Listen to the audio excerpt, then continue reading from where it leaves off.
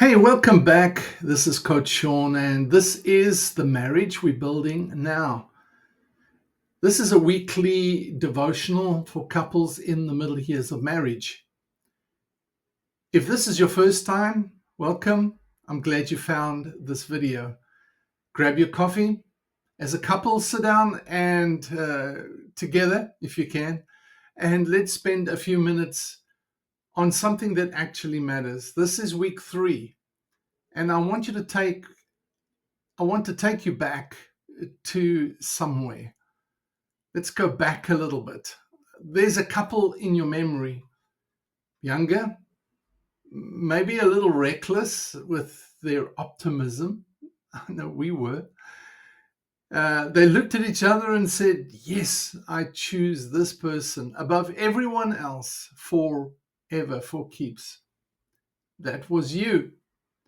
And somewhere between then and now, between that moment and this one, the daily weight of real life buried all of that. Grocery lists, mortgage payments, car payments, kids' schedules, conversations about who's supposed to call the plumber. Now, I don't want to be cynical. It's just what happens over time. The extraordinary becomes ordinary. The chosen becomes assumed. And you stop remembering, really remembering what it's like to look at this person and really think, you're the one I chose. In Song of Solomon, chapter 6, verse 3, it says this: I am my beloved's, and my beloved is mine. 6 words, and somehow it says a huge amount. That's the whole thing that we're talking about right here. Here's what I want you to consider this week. Memory is a tool, and in a long marriage, you have to use your memory deliberately. Not to romanticize the past, not to hold up that early version of love as the standard of everything else that has to keep hitting just right, just on cue. But to remind yourself, you made a choice. You did make a choice 30 years, 40 years ago, 20 years ago. A real choice, an informed, clear-eyed, deliberate choice. And the reasons you made it, well, those reasons still matter today. Think about what you saw in your spouse when you chose them back then. Not just the surface stuff, though those things were probably real too.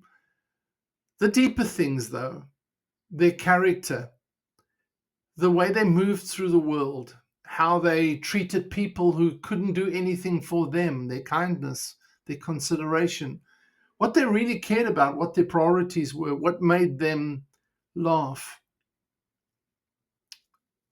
Some of those things are still there, maybe more fully developed than they were back then. Some have changed, evolved, grown, but the person you chose, well, they're still there. And part of loving someone over the long haul is learning to see them clearly again. Not through the fog of familiarity and not through the filter of old frustrations and unresolved issues, but as they actually are right now. Couples who stay in love over decades aren't the ones who never go through difficult seasons. They're the ones who keep choosing to remember, who hold on to the story of how they started, who can still say with some warmth, here is why I picked you. That memory isn't just nostalgia, it's fuel for the journey. So here are some conversation starters for this week. You don't have to answer all of them. You just pick one and talk about it. Really talk about it. So, first is when you think back to why you chose your spouse, what's the first thing that comes to mind? Not what they looked like, but something about who they actually were. Second, is there something about your spouse that you appreciated early on that you've stopped noticing lately? And what would it take to start noticing it again? And thirdly, does your spouse know why you chose them? Have you told them recently? Not in a card or a text message, the new famous way of communicating, not just in passing, but actually saying it out loud to them.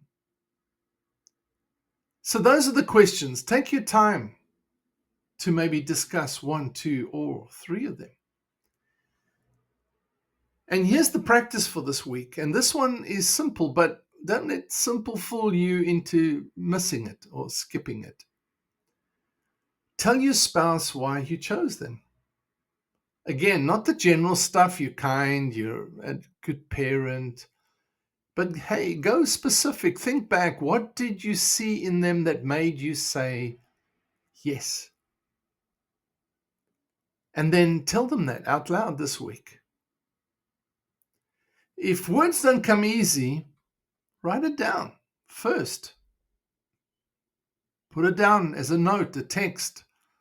Doesn't matter. Just get it out of your head and into the room where they can hear it. And then when they say something back to you, receive it. Don't deflect, don't minimize it. Just let it land. And I always encourage, do things without sarcasm, without criticism, without judgment, but with understanding, with patience, with really receiving and really listening. You picked this person in a world full of options.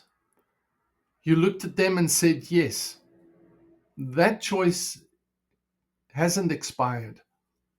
It just needs to be refreshed and renewed, refocused on, maybe even rediscovered. And that's what this series really is about.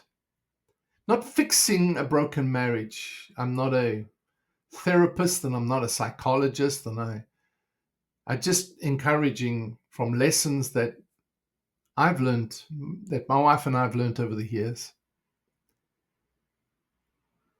It's rather a moving towards each other 1 week at a time.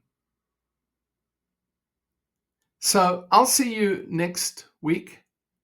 And if this landed for you today, if this really resonated with you, then share it with another couple. You never know who needs to hear this. I'm Coach Shaun. I'm in your corner, and so is this marriage. Do take care of each other.